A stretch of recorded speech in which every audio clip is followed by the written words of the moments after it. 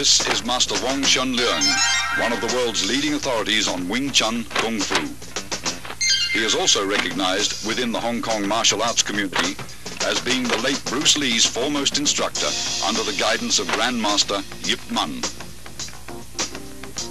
The sequence of simple hand patterns being performed here, although appearing rather gentle and harmless at first glance, are the seeds of an ingenious system of combat containing some of the deadliest close-range fighting techniques ever devised. Wing Chun, based on the principles of both physics and human anatomy, has been proven as one of the most practical forms of self-defense to date.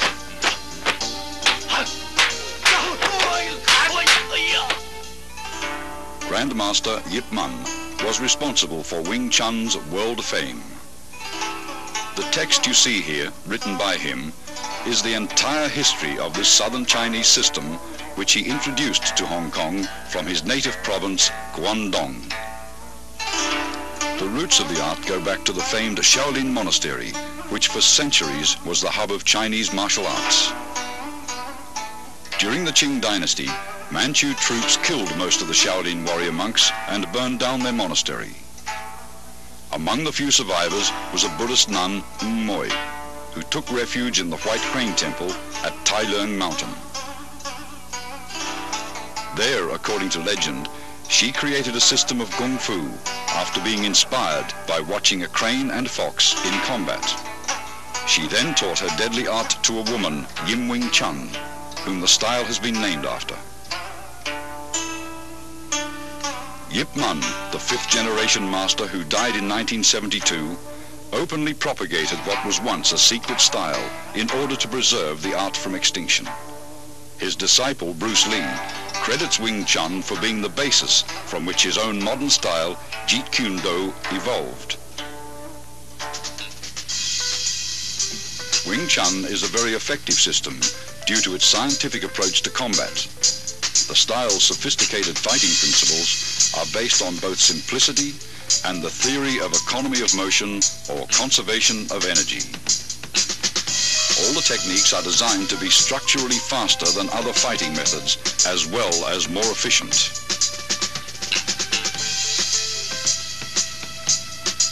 An imaginary line running down the middle of the body, called the center line, is the basis of Wing Chun fighting theory. Its path is determined by crossing the wrists while extending the arms first down, then up. This movement is found in the beginning of all three Wing Chun forms. Many of the vulnerable points of the human body are located along the center line.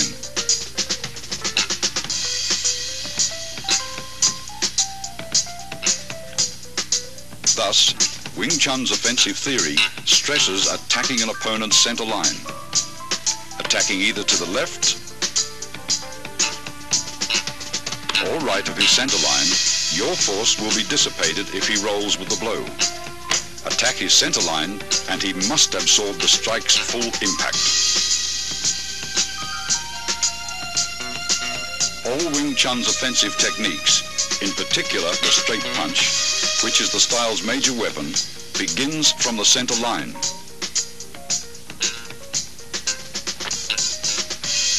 Notice your fists travel along the same path which is perpendicular to the center line.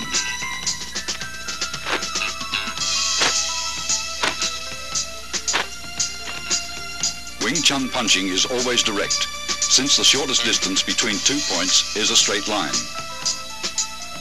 Your fist originates at your center line and is delivered directly to his center line. In general, your opponent's nose is the target.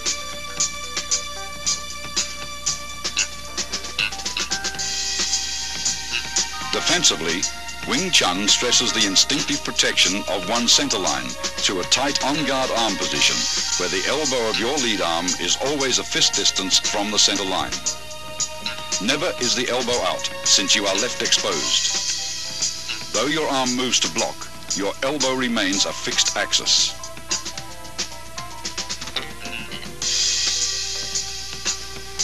Wing Chun employs shifting, allowing the body to revolve on its center line axis. Defensively, shifting helps you roll with punches that may get by your blocks.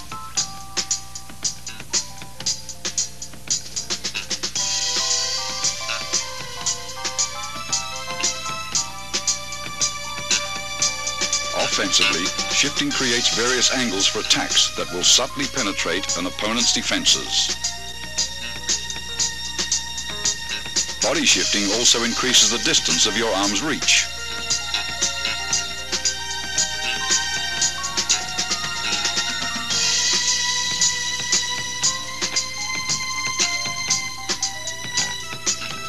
Shifting quickly magnifies punching power, since tremendous force is generated from sudden torque in the waist and hips.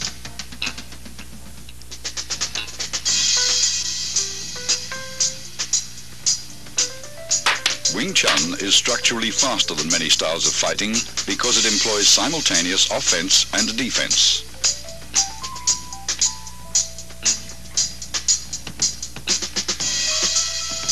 Block and attack should not be separated into two motions. Wing Chun's block and attack is executed in one motion.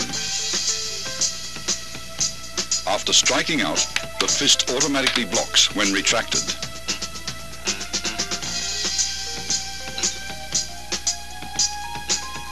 A line extended from shoulder to shoulder and perpendicular to the center line forms the four gates.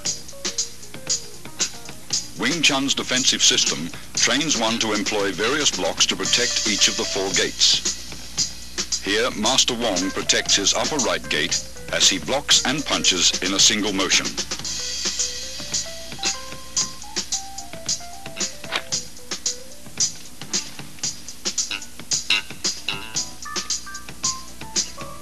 Alternate simultaneous blocks and punches protect both your left and right upper gates.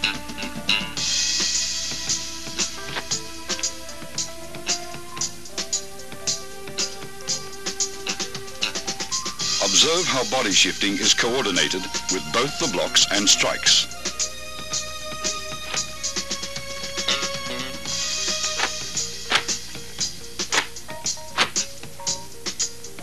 Master Wong demonstrates defense of the upper gates against an opponent's multiple punches.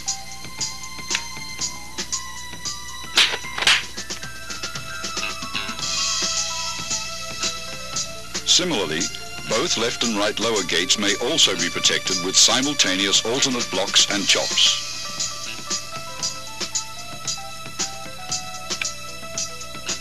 Observe how the arms move in unison.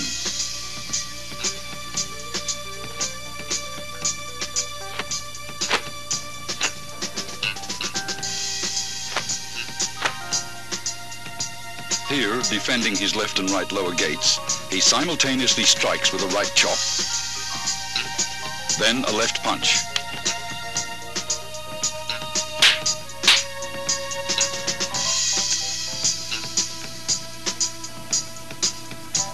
Whenever possible, grab, pin, or immobilize the opponent's arm to gain control and prevent him from attacking.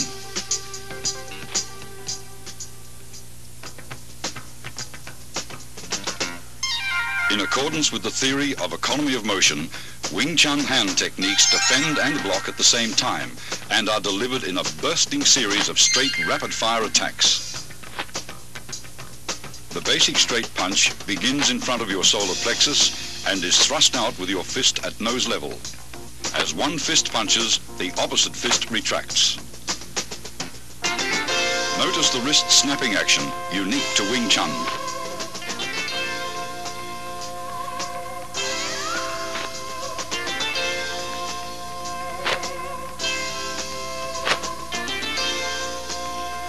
This unusual movement permits you to both deflect and punch with the same hand simultaneously.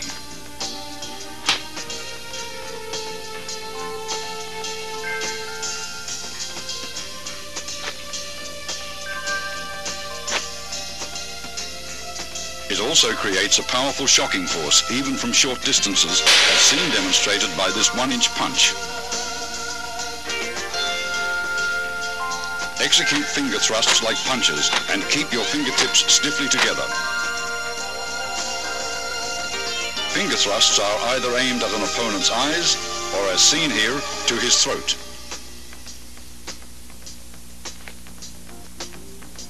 When employing palm thrusts, use the palm heel as a weapon.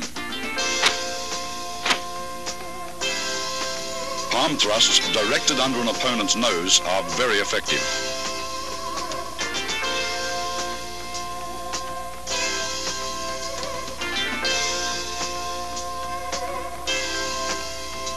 In Wing Chun, force never clashes with force. Instead, the larger force is deflected by a lesser force.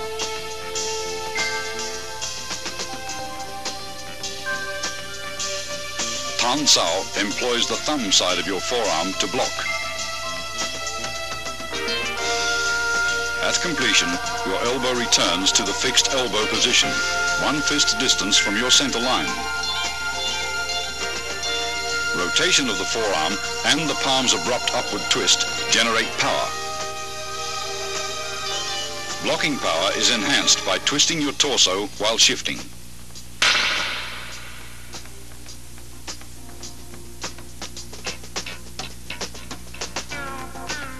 Yun Sao, excellent for training wrist flexibility, is used for changing hand position quickly in combat.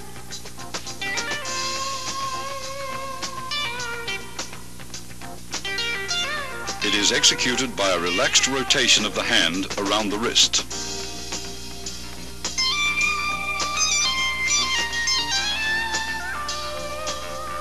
This same hand, used to encircle the opponent's attacking arm, can also be used to attack.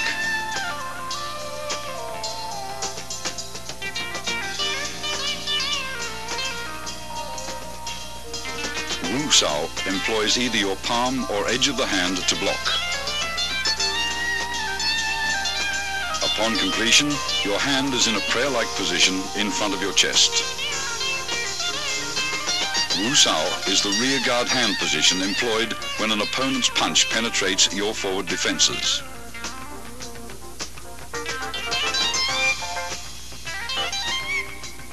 It is employed either to block outward with the hand's edge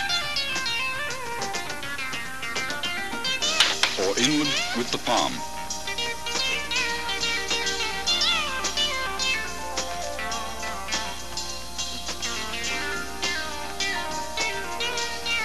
Fok Sao employs the inside of your wrist to block. At completion, your arm is in the fixed elbow position, 1 fist distance from your center line.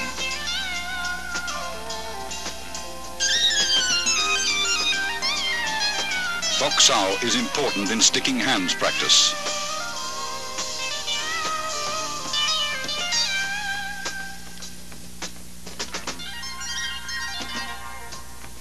Pak Sao uses the palm heel for deflection.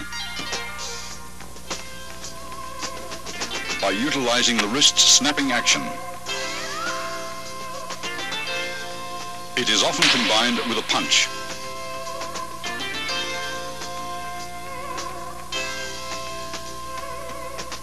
Jum Sao is an oblique downward chopping motion that employs the hand edge or forearm to block. Upon completion, the arm is in the fixed elbow position. The arm motion is slight, since the elbows stay close to the center line. Its effectiveness lies in body shifting.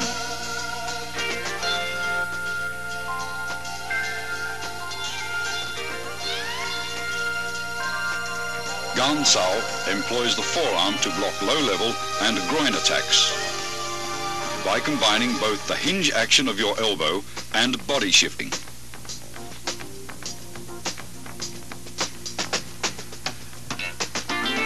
It is usually used to block kicks.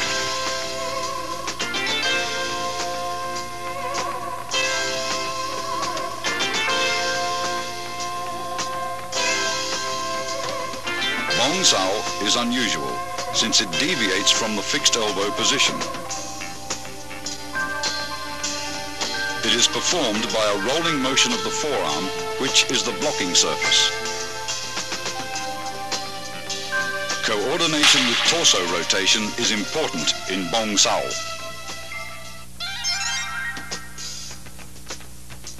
Wing Chun kicks, used for either harassment or closing the fighting gap, always supplement the hands with fast and low direct strikes to the groin, knees or shins. The front heel kick is delivered straight from the ground with a slight snapping action in the knee. Kick direct, but never higher than the midsection. A cross stomp kick uses the sole of the foot to break the opponent's balance, allowing for follow-up hand strikes.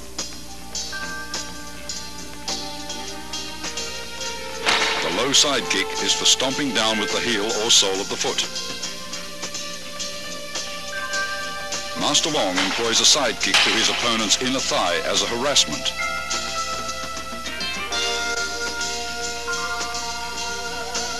This is a cross stomp kick to side kick combination.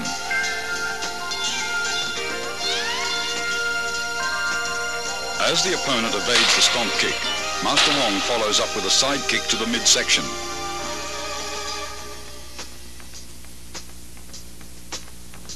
This is a front kick and leg trip combination.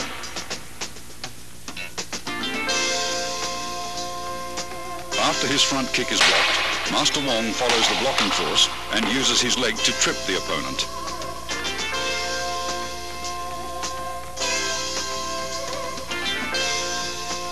Wing Chun's basic stance is shoulder width or a bit wider. Knees are slightly bent. This natural fighting stance affords both stability and mobility. You should be coiled, ready to burst into an attacking or retreating opponent. Advances and withdrawals are performed by a short shuffling motion of the feet, somewhat like the Western fencing shuffle, where you remain in the same stance throughout.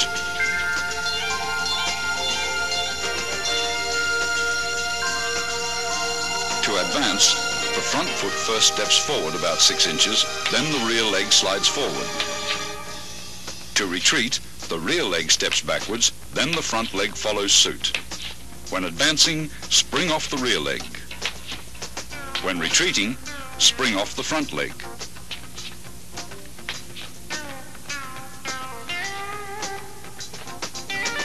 Circle stepping differs from the shuffle in that you actually alternate between left and right stances.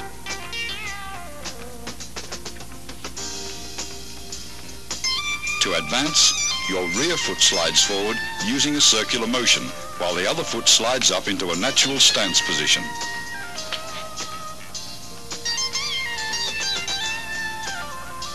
Circle stepping is used for cutting off or pressing an opponent who has great mobility.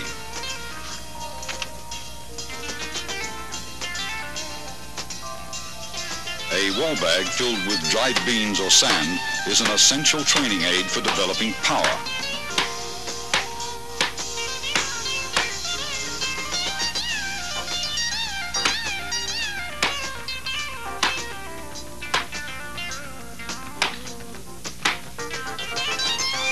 Striking with the fist or palms gives one a feeling of penetration and toughens the skin and bones. Train slowly and gradually.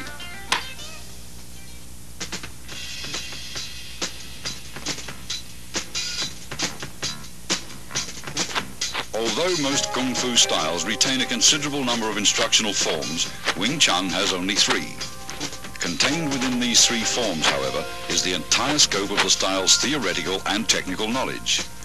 The first form, which is being demonstrated here by Master Wong, is called Siu Nim Tao, or the Little Idea form. Most of these movements would seem so simple and lacking in either speed or power that a novice might well wonder what relationship, if at all, they bear to actual combat. Regardless of appearances, Siu Nim Tao is the foundation upon which the entire Wing Chun system was built. It includes most of the basic techniques discussed earlier: stance, shifting, blocks, punches, and finger strikes, as well as all the underlying scientific principles covering the center line, elbow positioning, and the 4 gates. Performed slowly from a stationary stance, it permits the student to learn hand coordination on either side of the body. Before attempting to practice this form, first study carefully and thoroughly the previous section on Wing Chun's basic theories. Total familiarity with these all-important principles will greatly accelerate your learning process. Once you feel you understand all the basic concepts, begin practicing the footwork patterns, blocks, kicks, and strikes, first separately, then in combinations until you can execute them naturally and without any conscious effort. Now you are ready to learn Siu Nim Tao. To perform Siu Nim Tao correctly, you should practice a few movements at a time over and over until you feel comfortable with each motion. Continue on to the next set of movements only when you've absorbed completely the movements of the previous set. After having learned all the movements, and in order to test your ability, try to run through the entire form in unison with Master Wong. If you succeed in accomplishing this without any hesitations or stops, proceed to the following sections on form applications.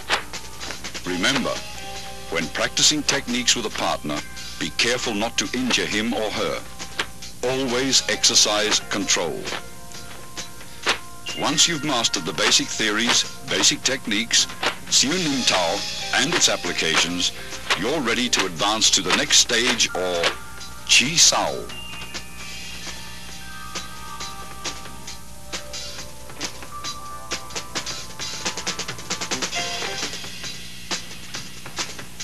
Tan Sao, or the palm-up block, uses a sudden forearm twist at the end of the movement for increased effectiveness.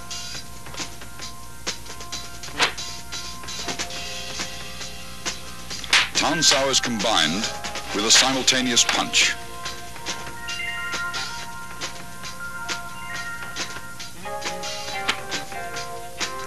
Hyun Sao, or the circling palm, is used after blocking to encircle your opponent's arm. It utilizes one hand for both blocks and attacks. After encircling the opponent's arm, a palm thrust follows naturally. Pak Sao, or the palm slap, is effective for upper gate defense.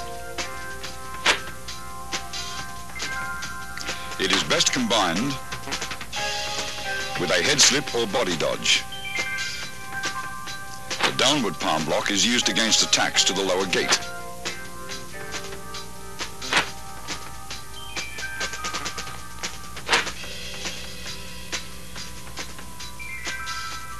It defends against leg and knee kicks.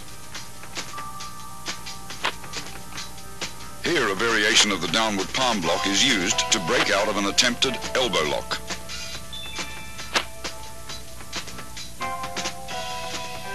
A shoulder and forearm shrug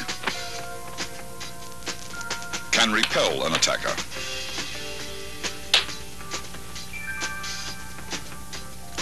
A double rear palm strike is used against attacks from the rear. It is a primary defense against a rear bear hug and can be followed with a throw.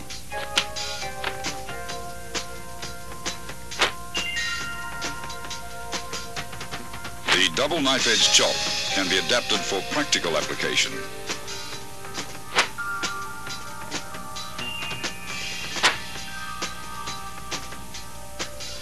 primary target is the opponent's throat. This is the palm jerk block.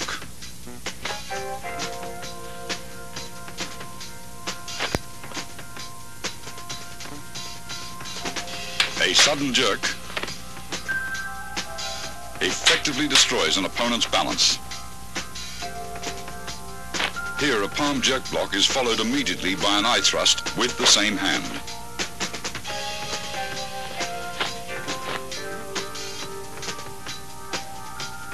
The palm jerk pulls the opponent into the strike. A high wrist block to low palm block demonstrates how both blocks and strikes can be done with the same arm. A punch may be immediately transformed into a block, or vice versa, a block may be transformed into a punch. Gan Sao, or the low block, is used for defense of the lower gates and can be combined with an attack.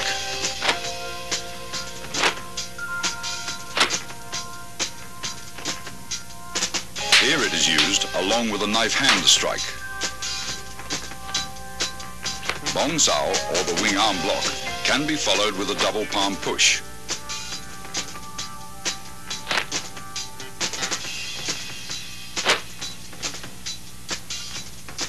Master Wong blocks,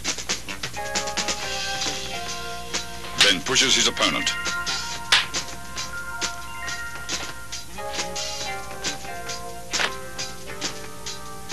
This is a palm jerk in combination with a palm thrust.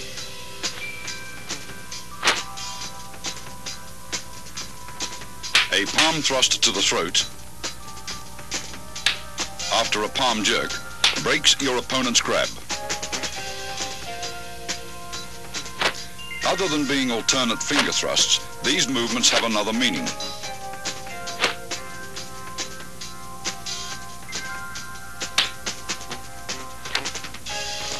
They can be utilized for breaking out of a grab. After the break, they may also be used to strike.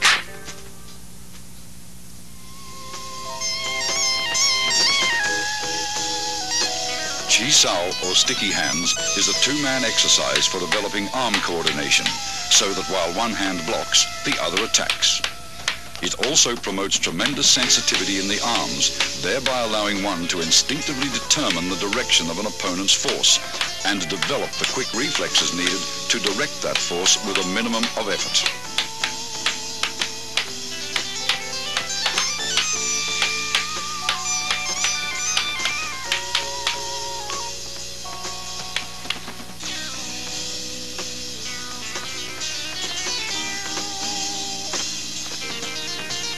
Single arm Chi Sao prepares you for double Chi Sao.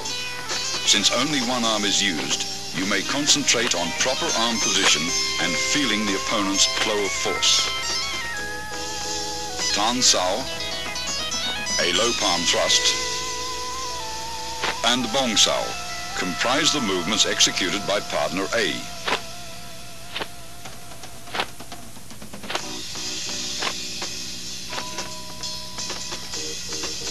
Jam Sao, a straight punch, and Fok Sao comprise the movements executed by partner B to match those of partner A.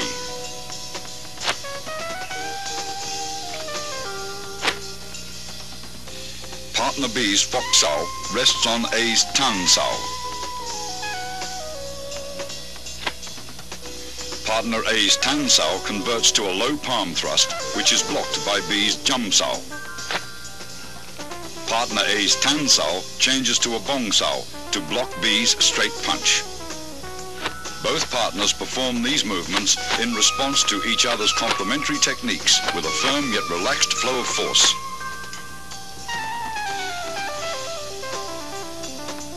After achieving proficiency with single arm Chi Sao, begin double arm Chi Sao.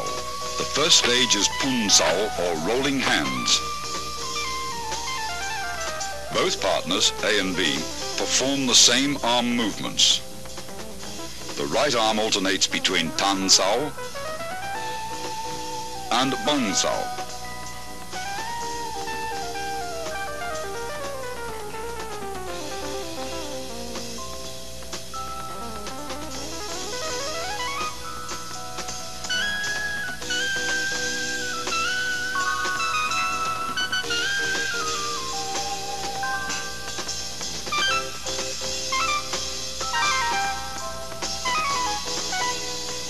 The left arm remains in a Bok Sao position, which in turn alternates from a high to a low position.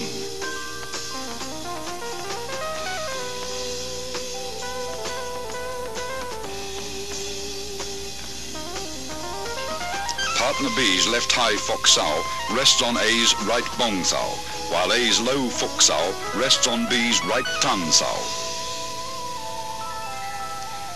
Both left arms in Fok Sao position rest on the other's right arm, which changes from Tan Sao to Bong Sao. Both partners roll their arms up and down in unison. Avoid stiffness and rigidity, and never try to use sheer muscle force to overpower your opponent. With practice, the feeling for rapid directional changes in the forces of an opponent's attack or defense will give you a sense for when to yield, resist, defend, or strike. Go Sao, or sticky hands fighting practice, the second stage of double Chi Sao, is a type of regulated sparring where you learn how to employ the techniques taught in the three forms against an opponent. The importance of the centerline theory and the significance of form and function will be realized. If you expose your centerline either by failing to maintain the fixed elbow position or if your blocks deviate too much, the opponent's attacks will penetrate. You will get hit. Go Sao hones your fighting techniques so you can react with a different combination of basic blocks and attacks in a free-flow exchange of techniques when the opponent's movements are unpredictable. This liberates you from formal fixed patterns of fighting. You learn to discard all the rules, to adapt and express techniques naturally and spontaneously in the here-now of Go Sao practices. Here are some examples. Disengaging is for releasing your arm from an opponent's blocking arm. The pressure from your block enables your opponent to disengage and punch. With proper sensitivity, as he disengages, your arm flows forward to punch him first. This continuous flow of energy through your arms is compared with water. Water seeks the path of least resistance. When practicing, be like water. Avoid the strong and attack the weak. A constant forward pressure towards your opponent's centerline is the secret to Go Sao.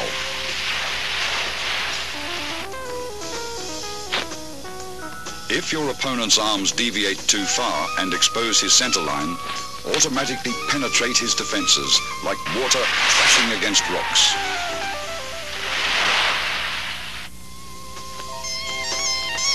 As Master Wong detects his opponent's right Tan Sao has deviated too far from the centerline, his left Fok Sao changes into a punch to the opponent's solar plexus.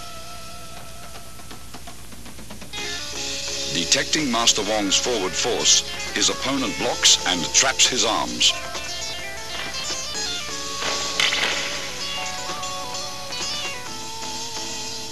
Master Wong's left Fok Sao crosses over and traps his opponent's left hand as he presses forward with a right palm thrust to the throat. His opponent counters the technique by parrying the right palm attack with a right grab and trapping Master Wong's arms with a Bong Sao. As his left high Fok Sao reaches across to grab his opponent's left hand, Master Wong's right Tan Sao disengages into a punch. When his opponent feels his left arm being grabbed, he performs a left Bong Sao to Master Wong's punch.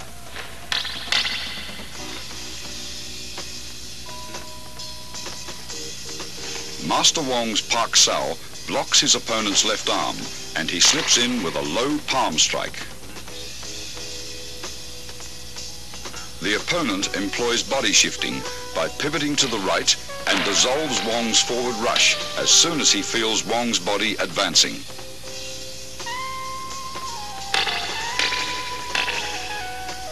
After a series of exchanges, the opponent applies an elbow lock on Wong's right arm. Instead of resisting, Wong flows with the direction of force, crashing into his opponent with his shoulder. As the opponent senses Master Wong's body pressing forward, he releases his left arm and employs Bong Sao to dissolve the force. Wong's right Bong Sao grabs his opponent's right Tan Sao, pulling him forward, and locking the opponent's left hand, he executes a left punch. Feeling himself being pulled forward, the opponent employs body shifting to divert Master Wong's forward surge of force. Then, his right Pak Sao pins Wong's left arm.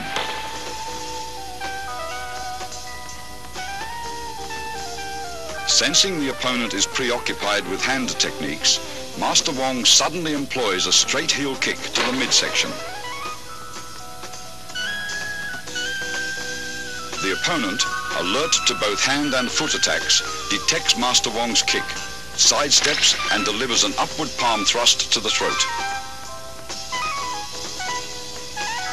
After long practice, you will grasp the meaning of a verse on Chi Sao that states, "Receive what comes, follow what goes, attack when the hand disengages." The zenith of Chi Sao is attained when your sense of touch and reflexes are so keen that you can react effectively, even blindfolded. You will have completed Wing Chun's basic training after having mastered the contents of this tape. The more profound levels of the Wing Chun scientific system of combat, as contained within its second and third instructional forms, are to be covered in the following sequel. In addition, the highly guarded secrets of the famous 108 wooden dummy techniques will be analyzed in detail. Wing Chun's refined hand techniques, adapted to the use of advanced weaponry such as the lethal double butterfly knives and the 6.5-point pole forms, are to be demonstrated as well in their entirety.